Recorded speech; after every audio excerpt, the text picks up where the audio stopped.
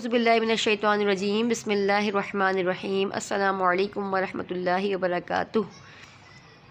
कैसे हैं मेरे प्यारे प्यारे व्यूअर्स आप लोग। उम्मीद करती हूँ खैरियत से होंगे, खैर आफियत से होंगे। आइए अपने सबक का आगाज़ करते हैं।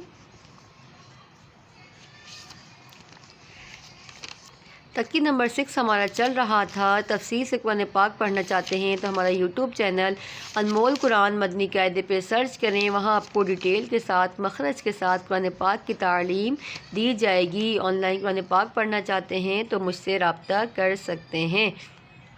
बिस्मिल्लाहिर्रहमानिर्रहीम।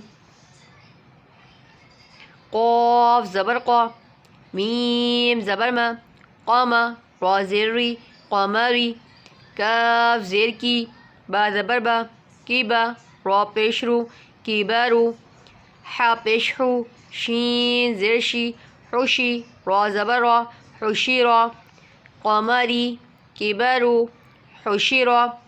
ठीक है। अगर इसके मखरज जानना चाहते हैं, तफसील से पढ़ना चाहते हैं तो हमारा यूट्यूब चैनल अनमोल कुरान मदनी कायदे पर सर्च करें। वहाँ आपको मखरज के साथ कुरान पाक की तालीम दी जाएगी।